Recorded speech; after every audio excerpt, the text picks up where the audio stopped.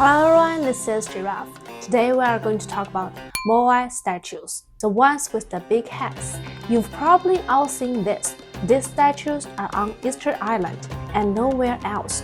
However, when it comes to the kinds that have been passed down from ancient times, there are similar ones on other islands, but they are all much smaller or they just don't look quite the same. Easter Island is also called Rapa Nui. It's an isolated island located in the middle of the West-South Pacific Ocean.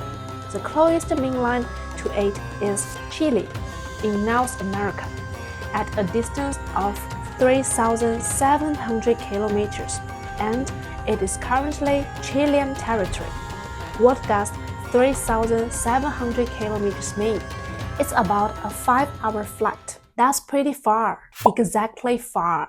It is not just far from any continent, it is far from any inhabited place. The nearest inhabited island to it now is called Pitcairn Islands. There are 2,000 kilometers between the two places, meaning there are no people within a 2,000 kilometer radius of this island. Looking out from this island, there's nothing else on Earth in sight. Just ocean. That's the kind of place it is. So Easter Island is also considered the most isolated island in the world. The island is very small, only 163 square kilometers. By the way, the locals don't call this island the Easter Island. They call it the Rapa Nui, meaning big land. They felt this island was huge, the center of the earth, that the earth was only their island. So they call it the Big Island. Easter Island was formed by eruptions from 3 undersea volcanoes, so it is triangular. There's a volcano at each corner, but they are all extinct and won't erupt again. There are now over 6,000 residents living on the island. However, these people are not the original indigenous inhabitants of the island anymore. The original inhabitants went extinct, and these are people who came later. So, do they rely on tourism for a living?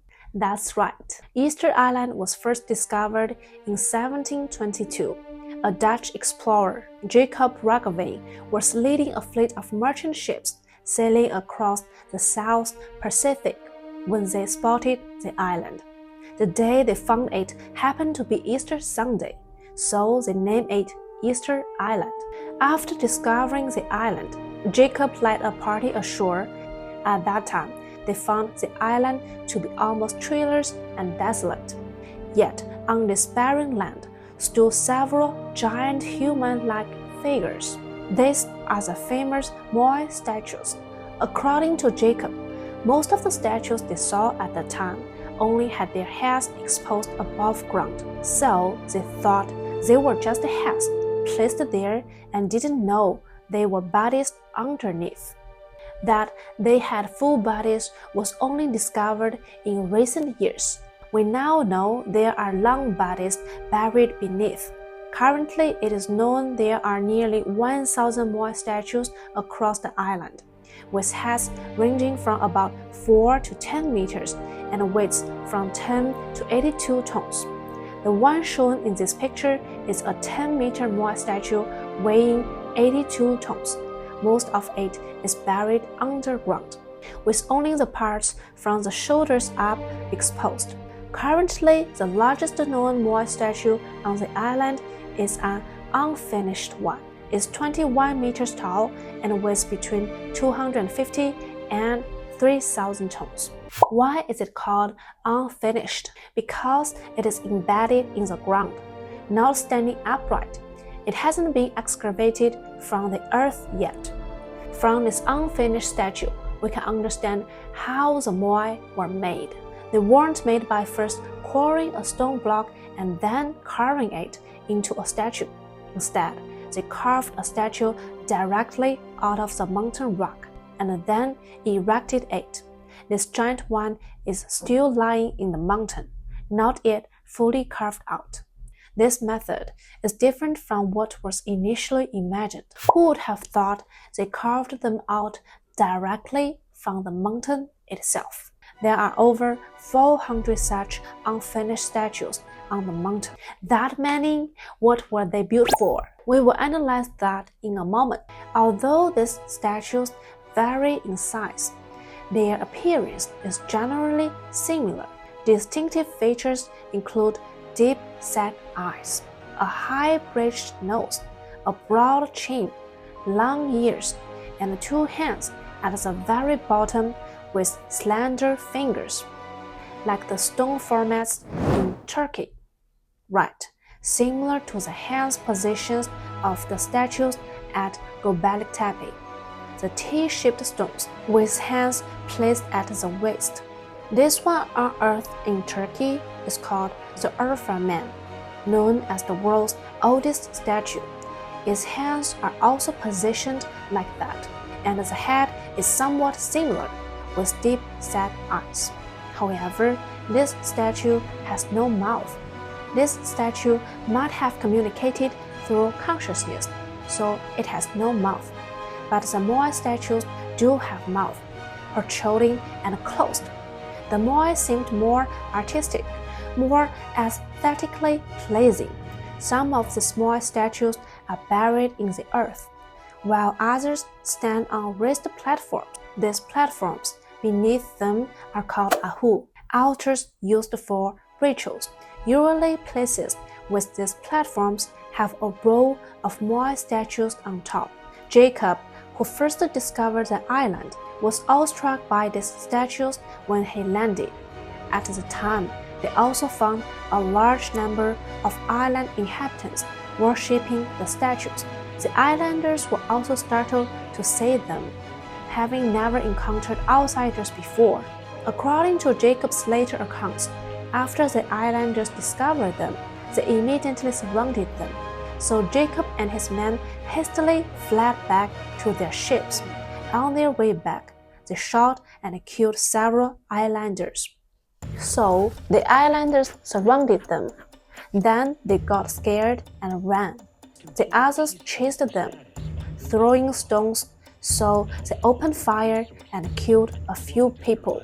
They came with guns. This was the initial contact between the Western world and Easter Island, marking the beginning of a tragedy. 50 years after the Dutch left, a Spanish fleet arrived at the island.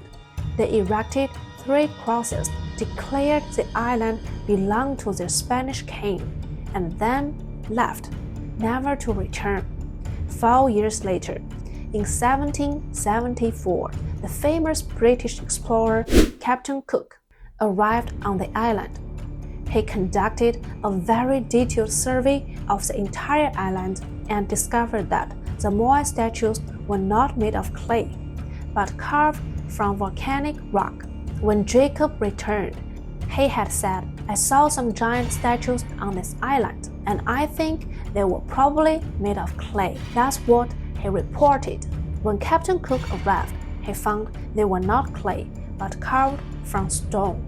Captain Cook also concluded that the island's indigenous people were likely a branch of Polynesians. Polynesians are the people living on the small islands across the Pacific. Hawaiians are one branch of Polynesians. Why did Cook think the people on this island were Polynesians? Because among his crew was a Tahitian. This Tahitian could speak the Polynesian dialect and was able to communicate with the islanders. So, had the islanders been to other places? No, they hadn't. They didn't even know other people existed outside. 30 years after Captain Cook left, in 1805, an American ship arrived at this island. Immediately upon arrival, they engaged in a fierce conflict with the islanders and captured 22 people to sell as slaves.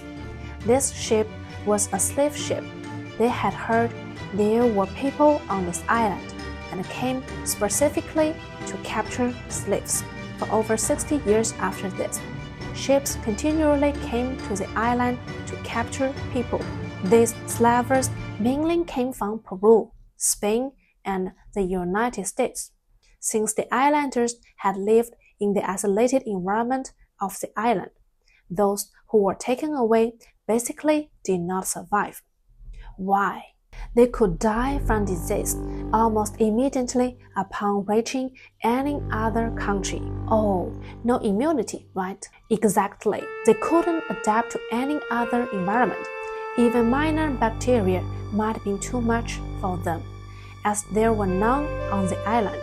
And they still came to capture slaves. Knowing this, yes, later the international community took notice of this and began to strongly condemn it. Finally, under international pressure, the Peruvian government returned 15 slaves to the island, setting them free. But these 15 people brought smallpox back with them. 90% of this island's population died. This is how the island's population was decimated. It said only about 150 people were left on the island in the end, all dying from the disease. These 150 people were sent to Tahiti as laborers, and the island was left empty. Only these stone statues remained, gazing at the sky. The people living on the island now are those who returned later. Regarding Easter Island and Moai statues, there have always been many mysteries. Some have been solved, but most remain unsolved. For example, the first mystery: how were the Moai statues of Easter Island were built? When Captain Cook visited, the indigenous people said these statues were their ancestors. They had come back to life from within the mountains, stood up, and walked to their respective positions on their own. The statues walked there by themselves. Later, scholars analyzed the statues' composition and degree of erosion, concluding they were likely built by people sometime between the 7th century AD and the 17th century AD, with a span of 1,000 years. This estimate is essentially not very useful. It just means they were built in ancient times. If they didn't believe what the local indigenous people said, why did they even ask them? They were hoping to find some clues. But actually, these clues are very useful. We will discuss in a moment. Regardless of when they were built, one fact is certain. Before Westerners discovered the island had no metal at all, so they had no metal tools. If the islanders built these statues, they must have carved them using stone carving stone. However, while it's also stone carving stone, there's a big difference compared to Machu Picchu. At Machu Picchu, they could use harder stones to carve softer stones. On this island, it's all volcanic rock, and the hardness of the stones is basically similar. So, from these similarly hard stones, they had to pick out ones that were slightly harder to carve those that were slightly softer, like using firm tofu to carve silken tofu. It's equivalent to using firm tofu to carve intricate patterns into silken tofu. This craftsmanship is truly remarkable. Lost to time, it will be very difficult for people today to carve like that. Very wasteful of material. As you carve and carve, the thing in your hand is gone. Now to mention quarrying the mountain itself. As I mentioned earlier, those statues were carved directly out of the mountain. They used stone to quarry the mountain. It seems they really did work out by themselves then. Really, that seems like the only possibility, right? Based on current estimates, using stone to carve stone under optimistic conditions, 30 people working for a year might be able to carve out one statue. That is, if these 30 people did nothing else but carve this one piece for a year, they might finish one. Of course, this is just an estimate. No one has actually tried it. So, how nearly 1,000 statues were created remains a mystery to this day. The second mystery is the purpose of building these Moai statues. The islanders said they were their ancestors, meant to protect them and ensure good harvests. No crops harvest what? They did have crops, growing things like sweet potatoes and yams. Later excavations indeed found human bones beneath some statues. This suggests the statues might have served as tombstones. Of course, not everyone who died got such a large tombstone. It was likely for leaders, tribal chiefs. When they died, a statue was built as their tombstone. The statue represented them. Villagers who died might also be buried around it, under its protection. Do these statues all look different? They are quite similar. Islanders practice inbreeding, so the likelihood they look similar is quite high. That similar. Later soil investigations revealed something interesting. The entire island is volcanic rock, so the soil quality is generally poor. Yet the soil around these statues happens to be better, more suitable for growing crops. They really did help ensure good harvests. Why did this happen? Further investigation revealed the island has no rivers. Their fresh water mainly comes from groundwater, and these statues were erected along the veins of the underground water. The current inhabitants no longer know why their ancestors placed the statues this way, so they see them merely as symbols. But the fact is, they might have been markers indicating the presence of underground water sources. Where there are statues, there is water. The land there would be fertile, suitable for living. Places without statues might have nothing. So, how did they know? That's the strange part. We need various instruments today to detect such things, and such large ones at that. They might have known 1,000 years ago and even erected statues to tell people, here is water. Isn't it fascinating? The third mystery is how the statues were transported to various parts of the island. No one knows. Here's the thing. As I mentioned, there are nearly 1,000 statues erected in different locations across the island. About 90% of these 1,000 statues come from the same quarry on the island, a specific place for mining stone. The statues were made there and then transported to various locations. The statue farthest from this quarry is 20 kilometers away. How these massive statues were transported across the island has long puzzled archaeologists. Initially, they thought the only method was using rollers, laying the statue down on logs and rolling it to different places. But that required relative flat terrain. The island didn't have many trees, right? Right. The biggest problem is the island had few trees, no wood. Transporting these statues would require a lot of wood. Also, it's known the island had no wheeled vehicles. They hadn't invented the wheel. There were no draft animals either, no cattle or sheep, only human labor. So, using rollers to transport them such long distances was basically impossible. Experiments in the 1980s showed it was very difficult. The indigenous people said the statues walk by themselves, didn't they? Exactly. This gave archaeologists a major inspiration. They began to consider whether walking was a possibility.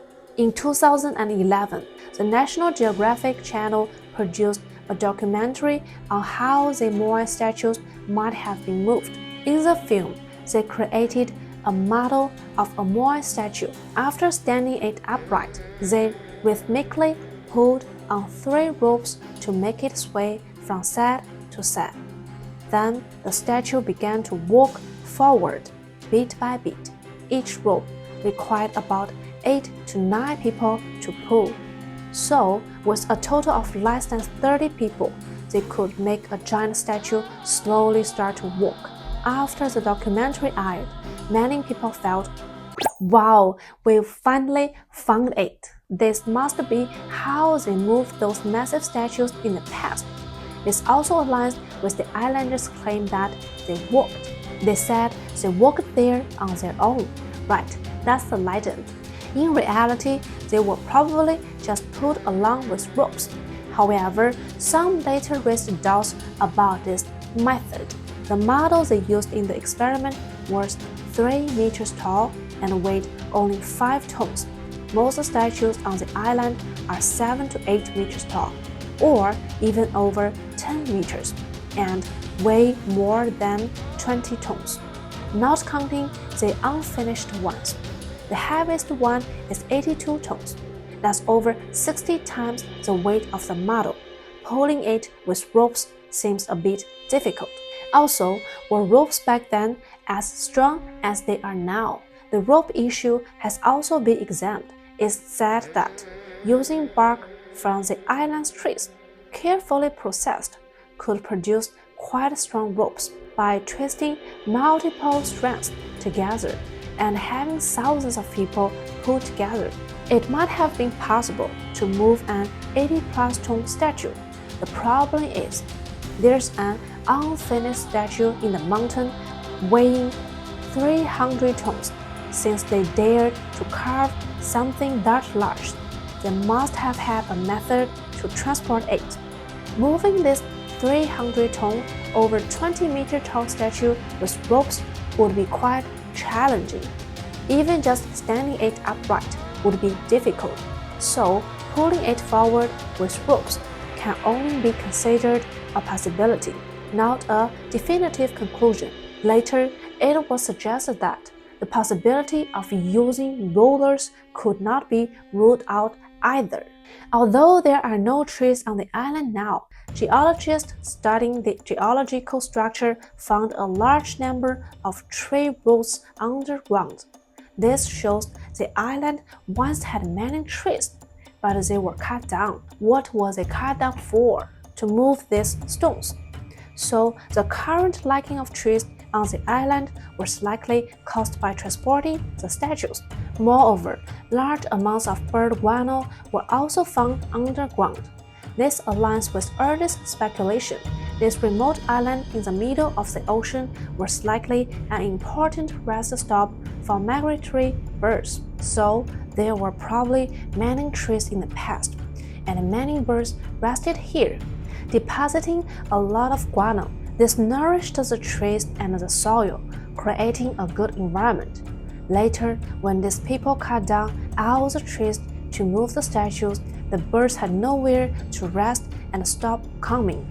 Without the bird guano, the island's soil became impoverished, making it difficult to grow crops. So, it's highly possible that the construction of the Moai statues led to the worsening environmental conditions on the island. That analysis seems quite reasonable, doesn't it? Then, the next mystery is about some very special statues on the island that have red stone heads on their heads. Whether all statues originally had heads is unknown.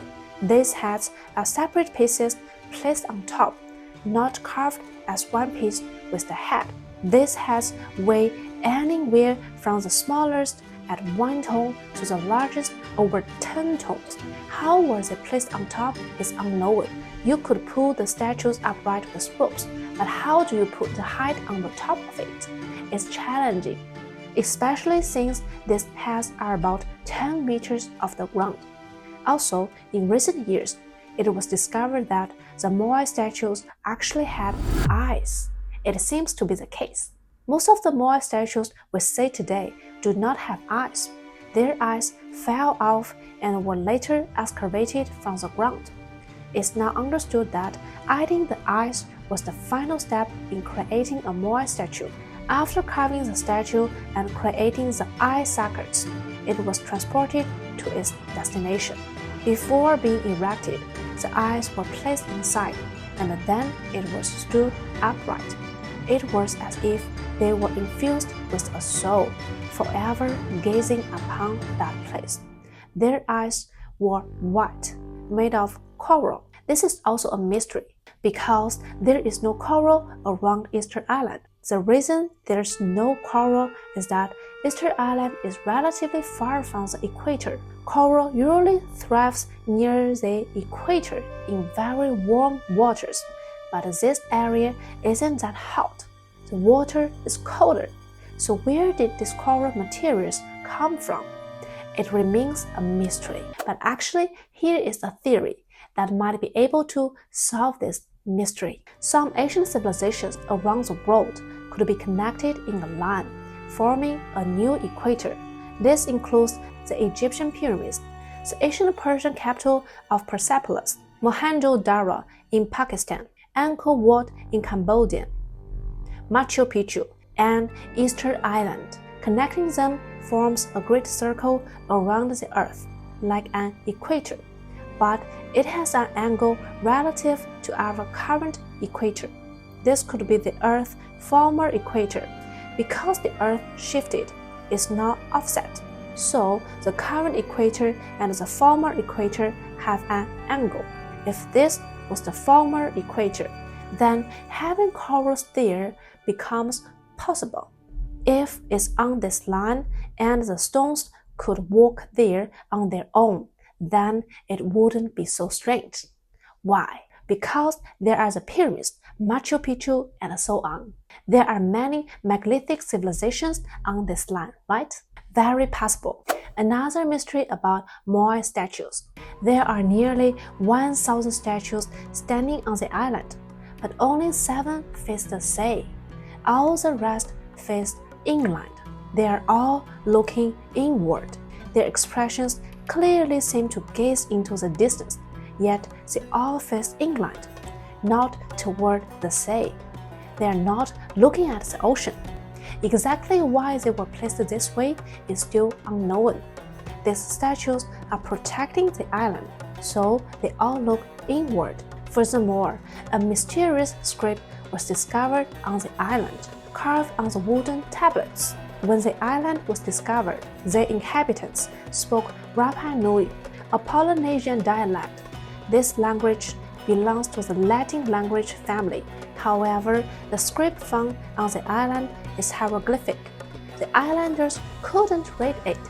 This script is also found on the Moai statues. Linguists now conclude that this script has no direct connection to the Rapa Nui language they spoke. No similar script has been found anywhere else in the world, so it remains undeciphered to this day. Because it's pictographic, some parts can be understood. There are insects like fish, crabs, lobsters. Some can be recognized, but what they mean when put together is unknown, since the spoken language of the islanders isn't directly linked to their script. Some suspect that the so-called natives or primitive people from the Stone Age, believed to be the original inhabitants when the island was discovered, might not be the true original inhabitants. It's possible the island has gone through several waves of civilizations, being destroyed multiple times. The group we think of as the original inhabitants, who seem to have always lived there, might not be the case, and these statues might not have been built by this wave of people, but by a previous one, or even more ancient people. Alright, that covers most of the mysteries surrounding Easter Island and Moai statues. Looking at Moai statues alone, you might not think they are particularly impressive. They can't compare to the grand structures like the Egyptian pyramids or Machu Picchu. They are just stone statues, and relatively crude ones. But everyone should understand, they are on an island. There were no advanced tools, no wheels, no draft animals, not a large workforce, not immense intellectual resources. Just these few people from a Stone Age civilization created over 1,000 statues. I feel the difficulty of these achievements might be even higher than that of the Egyptian or Sumerian civilizations. No one came to teach them right. They figured it out themselves. Imagine how smart these people must have been. Now, the method for making the Moai walk was discovered by archaeologists who did perfect 3D scans of the statues, put them in computers, ran various simulations, and after research found, oh, maybe it can walk like this. They, the ancient people, figured it out just by thinking, oh, we will carve it like this. Then, if we make it move like this, it can walk over there, an island of elites. Yes, it feels that way, like all the smart people gathered on this island. Or perhaps Stone Age people were even smarter than modern humans.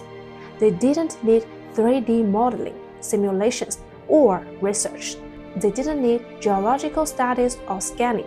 They just thought, oh, this will work. We rely on too much on equipment and machines now. We might know more, but our capacity for this kind of conceptual thinking is inferior to theirs. They had no tools, just a harder stone in hand, and thought we can quarry the mountain, carve out the statue. Never mind if it weighs tons of tons. We will just pull it with ropes and move it somewhere. By the way, although the island is small, it is known that there were states on the island divided into several countries. In the past, yes, in the past, although called countries, they probably just had a few dozen to 100 people each. They likely fought, warred, and competed for territory, possibly saying who could build bigger statues. So that's what the statues were for, to show off that I am more powerful, so I will build mine bigger than yours. Maybe it wasn't real war, but more like an Olympic spirit. Saying who could build bigger meant being more powerful. That's a possibility. They really couldn't afford to fight much on that island. There's not much space, nowhere to go, just these few people. Moreover, the people on the island had a class system consisting of two classes, nobility and commoners. The biggest difference between the nobility and the commoners was their appearance. You could tell just by looking at someone's face if they were nobility or a commoner. What was different? The nobility had long ears, like the ears on the statues. Exactly. Commoners had small ears.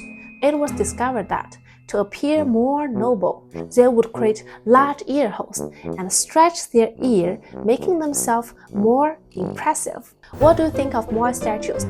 Leave your thoughts to the comments. See you next time.